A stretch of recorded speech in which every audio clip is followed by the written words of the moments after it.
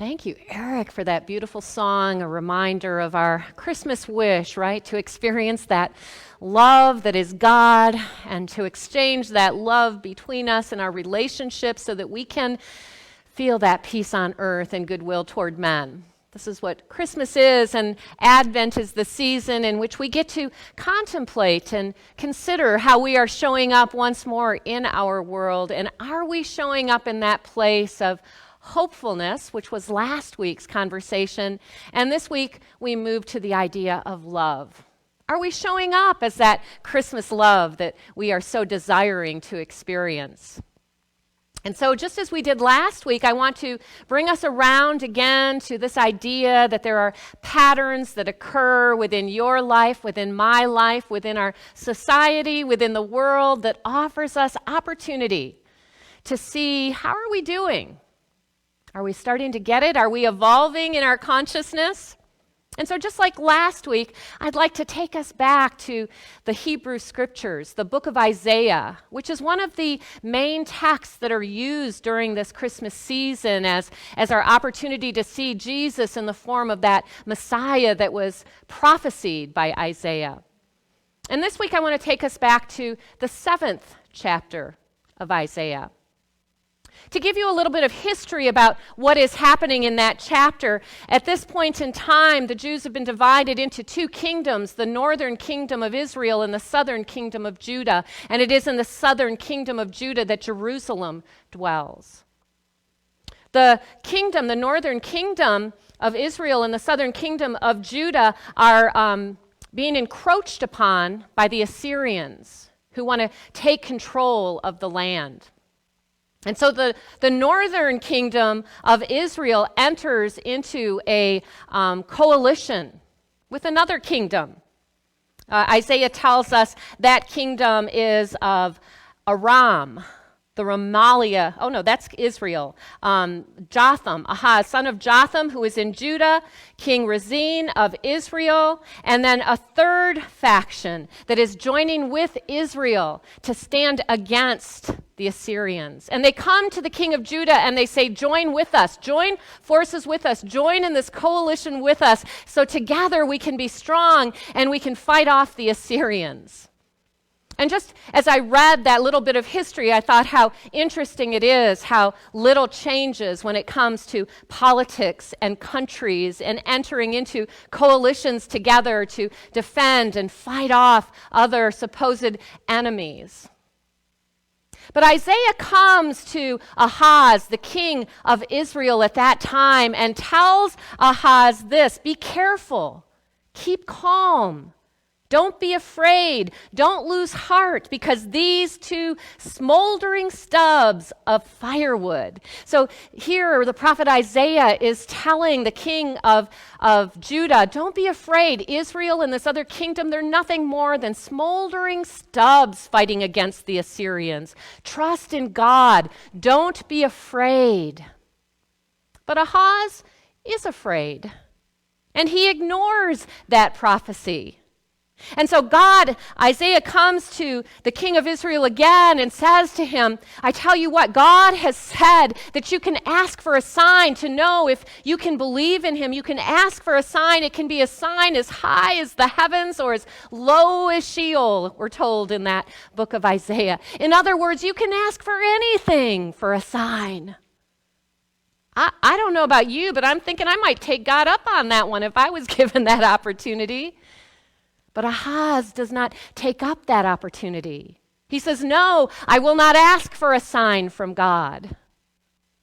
And at this point, Isaiah comes back and says, hear now, you house of David, isn't it not enough to try the patience of humans? Will you try the patience of my God also? God is losing patience. What do you mean you're not going to trust me?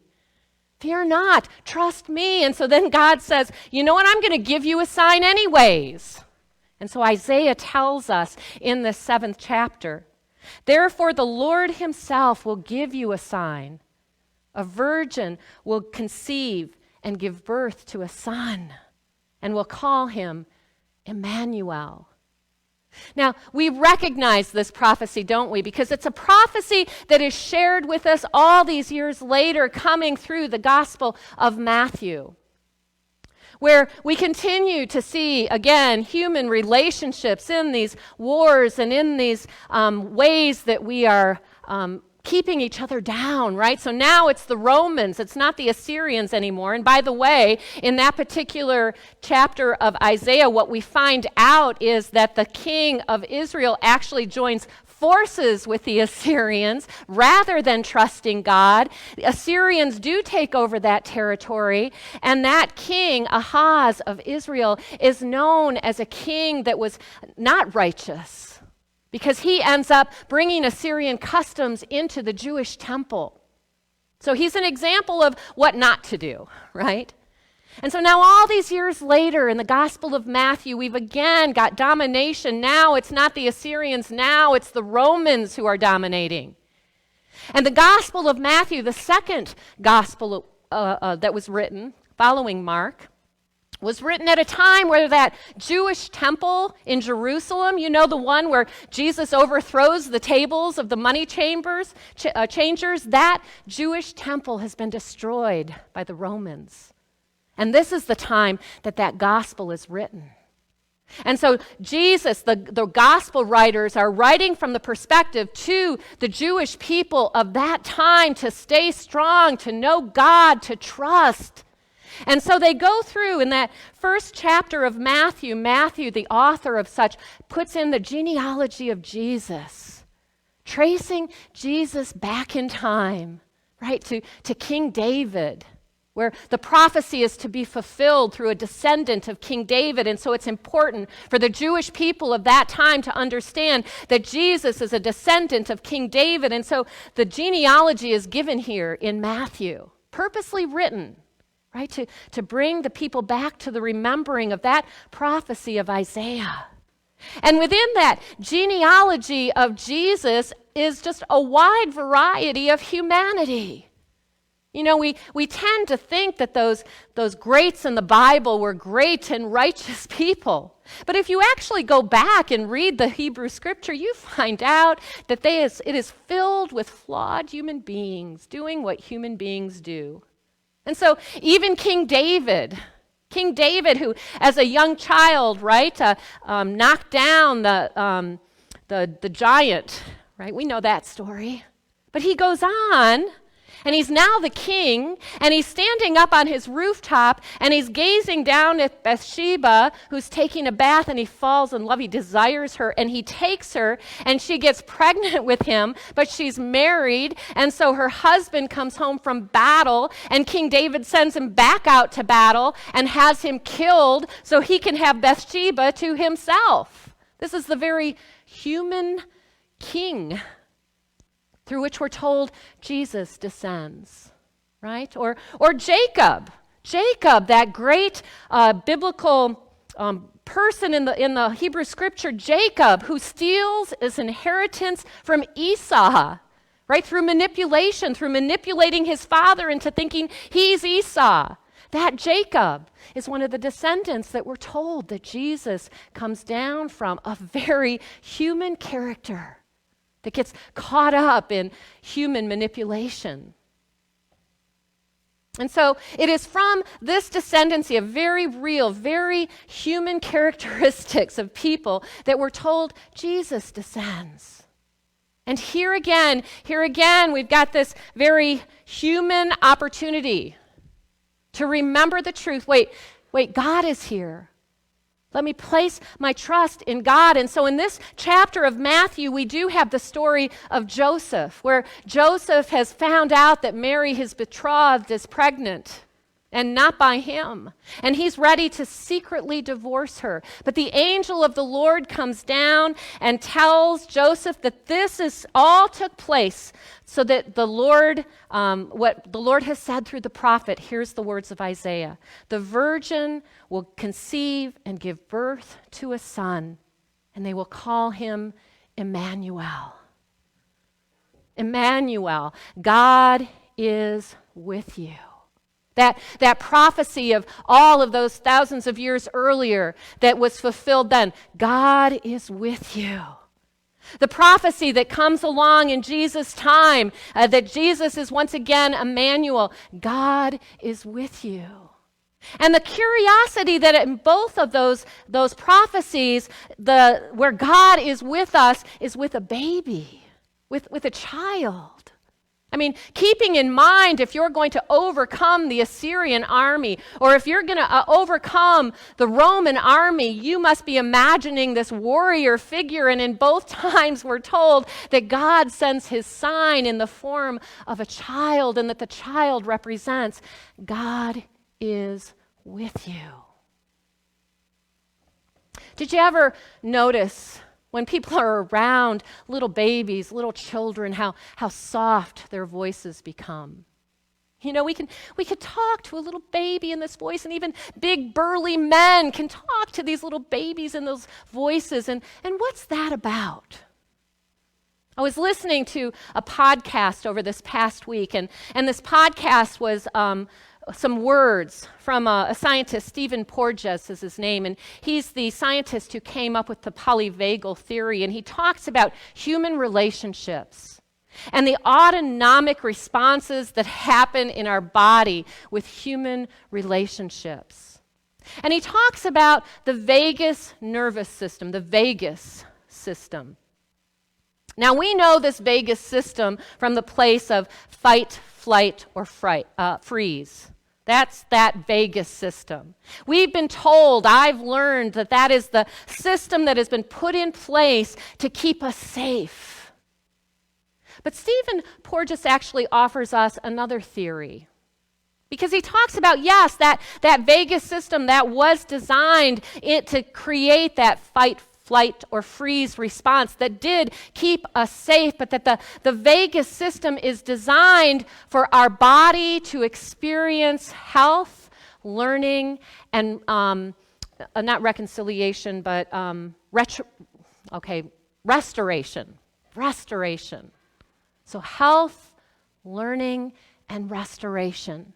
And that when we get caught up for too long in the defense of that system, when our defenses arise, when we act from a place of defensiveness, then actually that vagus system gets stuck into that reaction of fight, flight, or freeze. And what happens is it overcomes that system's ability for health, restoration, and learning, and instead causes our body to react and respond through distress, stress, and disease. That it's actually when we get stuck in defensiveness that system is overtaken, and we are not allowed to create healthy relationships with one another.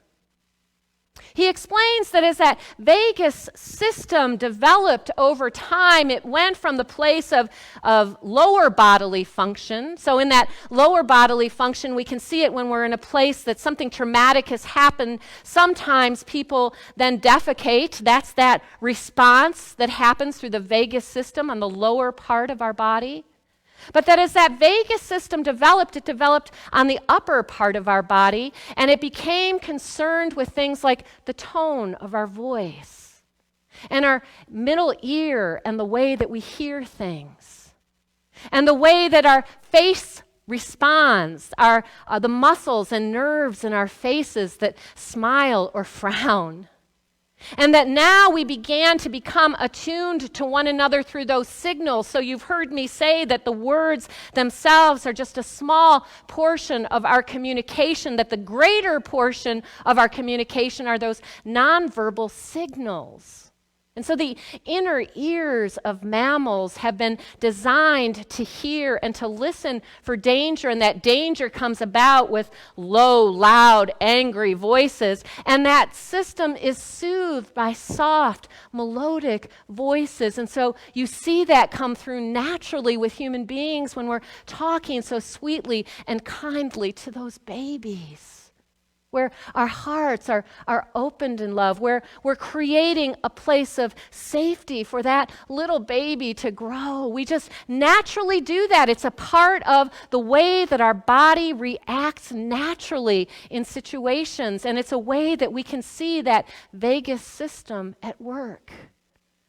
And then I thought how ironic it is that in such a short period of time we can go from talking to that sweet little baby and that sweet, soft, melodic voice that causes us all to feel safe and connected, that allows that vagus system to create a relationship of health, of learning, and of restoration. We go within such a short period of time to taking that little child, maybe at 2 years old now, and yelling at them because they're doing something that we think they not to be doing.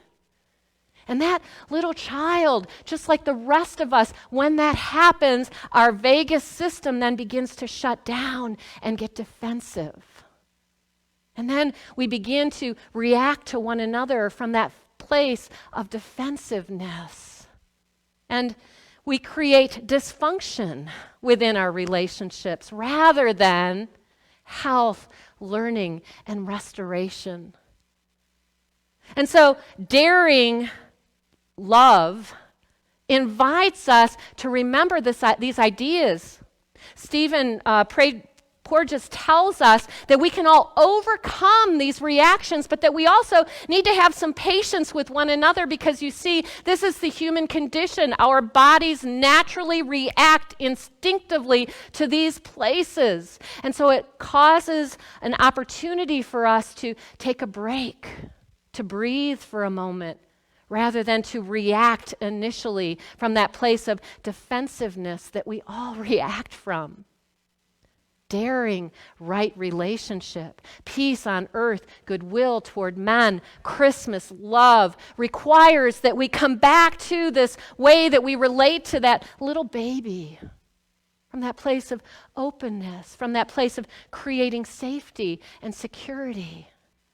Stephen Prager tells us that is our responsibility as conscious human beings. We can overcome those systems, and it is up to you and I to continue to do our best and try to do so. And history and patterns keep repeating themselves in our lives to provide us with an opportunity to say, how are you doing? How's that going? Where have you created the other? Where have you left someone out of your circle?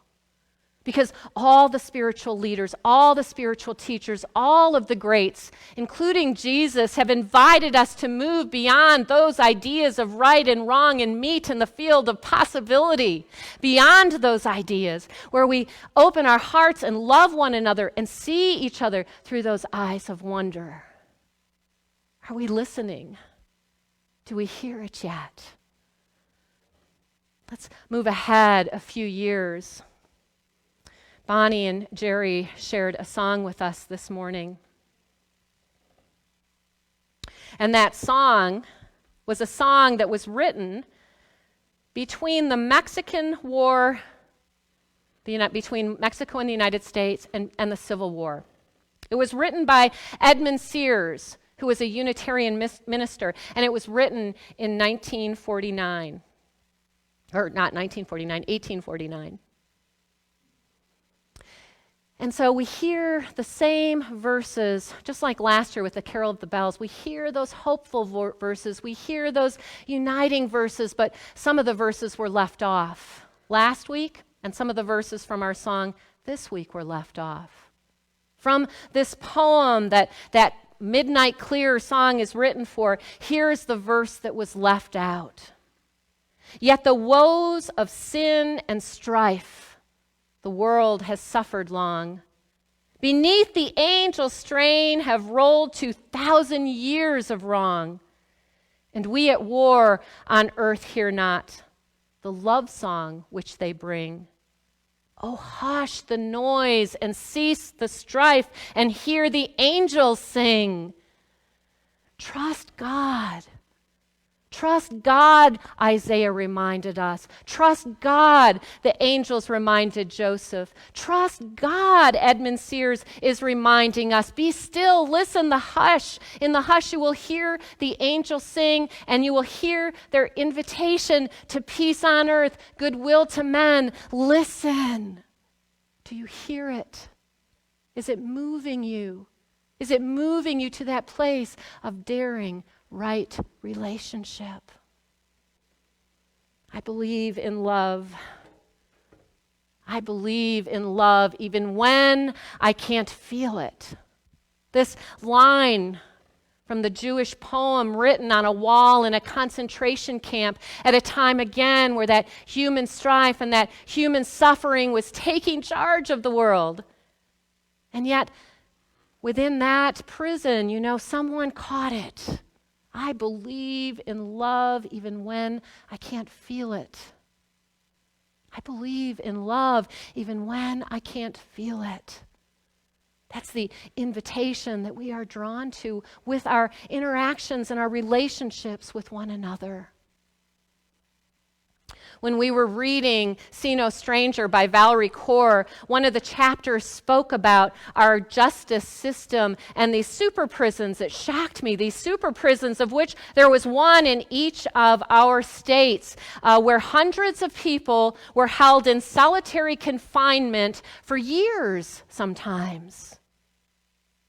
It shocked me to hear that each of those prisoners, the cost of that is $100,000 a year to keep those super prisons open. And I think about what a dysfunctional way to relate to one another at such a high cost. Because science has told us, we know, that human beings were made for relationship, that healthy human beings need interaction with one another. And so that idea of solitary confinement, well, that is such a dysfunctional, unhealthy way of relating to one another. And yet, across 50 states, there were these super prisons.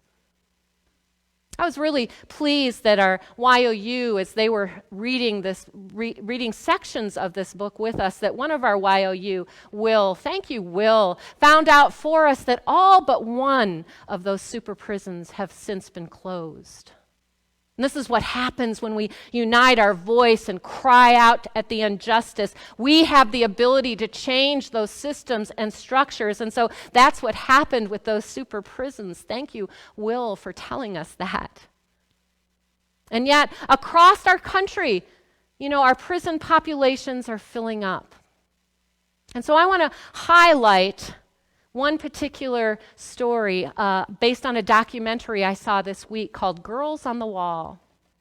And it's about girls that are in Warrensville, Illinois, within a youth penitentiary system, where the average age is 16 and the recidivism rate is 50%. And so those in charge of that prison were ready to try anything, to try to find some way that we could healthily support these girls in knowing the possibility that existed for them. And so they decided to try a musical. Why not, right? And so they brought in this woman, Mrs. P, she's called through the documentary, to put on a program that lasted 8 months with these girls. And in these 8 months, Mrs. P invited these girls to speak aloud their stories, to own their stories, if you will. And so they share particularly in this documentary the stories of 3 girls. Whitney is 17 years old.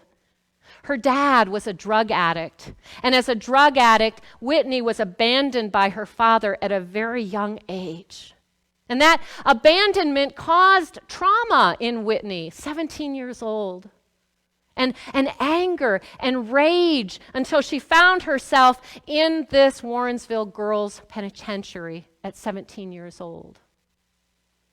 The story of Rosa, who's also 17, who also is filled with such rage and such anger. And we come to find out through this process and through this story that Rosa was sexually molested at a young age.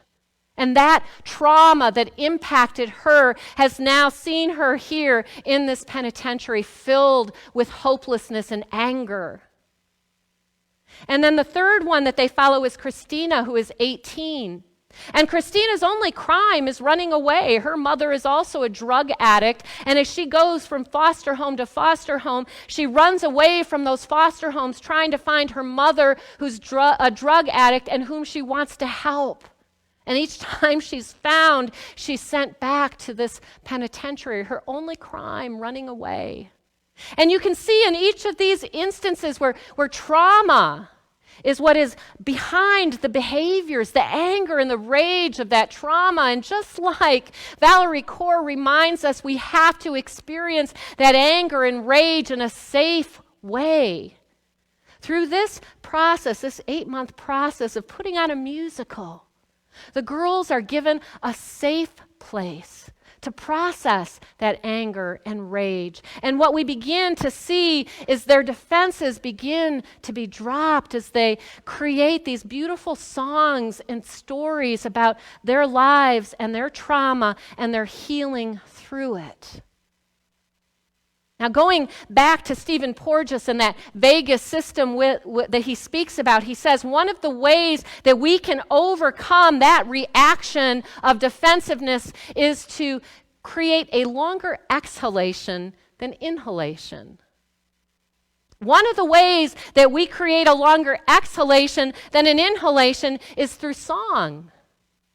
When you think about singing a song, you take a breath and then you release that breath through the singing of the words, and the exhalation is always longer than the inhalation, and that may be a part of why when we sing a song, we can move out of that place of anger and of fear and of rage into a calmer place where we can choose to respond differently. And that's what happened with these girls in this video, in this documentary.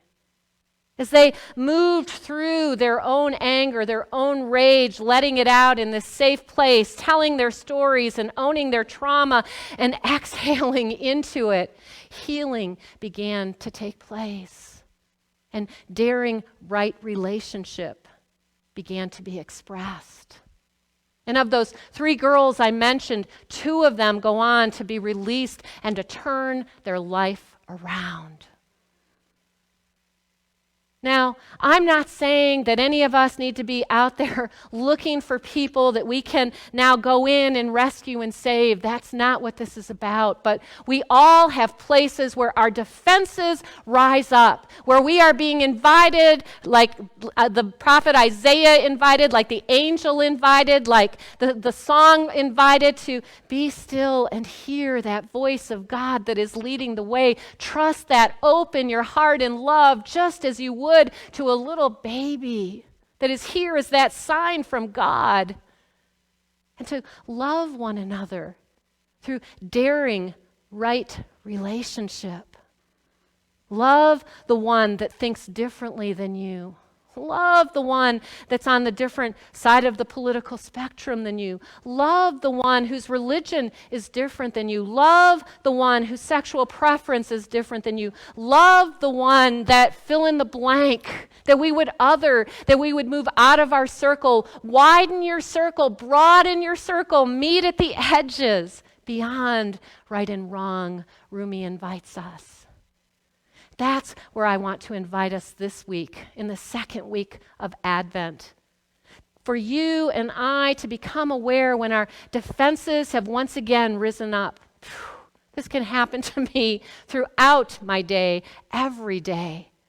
I feel it when my heart starts beating rapidly. I feel it when there's a flush in my face. I feel it when my shoulders start getting tense. I feel it even before the words of defense come out. And what we're invited to through that understanding of our vagus system is to pause first, to breathe first, to center first, and then to speak from that place of healing, of restoration, of learning, right? So let's take a look at what is our spiritual practice this week. In times when humanity disappoints, it is an important act to call out, to name and claim the consequence of our wrongs. It is a prophetic act to call out, name, and claim our belief that daring to love each other as God loves us is a faithful response. And so once more, you're invited to create those two statements. Here's some examples. I believe that we have been taught to fear one another. And I believe that we are capable of learning to love as we seek to understand. I believe that our society is built on the foundation of oppression of some over others. And I believe that we can speak this truth and move to act in ways that brings balance to inequity. I'm inviting you to create one or two statements like that of your own. Where do you see the sorrow? Where do you see the lamentation? If you look back in the book of Psalms, it always starts with the sorrows and the lamentations, like Valerie reminds us. First, we must own that. Then we can move back to the truth, as the book of Psalms does, to that remembering. We are capable of learning to love one another. We are capable of learning to move beyond our ways we exclude and include more and more. We are capable of creating heaven on earth. We are capable of loving with that Christmas love. We are capable of peace on earth and goodwill toward men as we each live into that Christ spirit that is within us, where love dwells. And extend that love in daring right relationship to one another. Thank you, and God bless.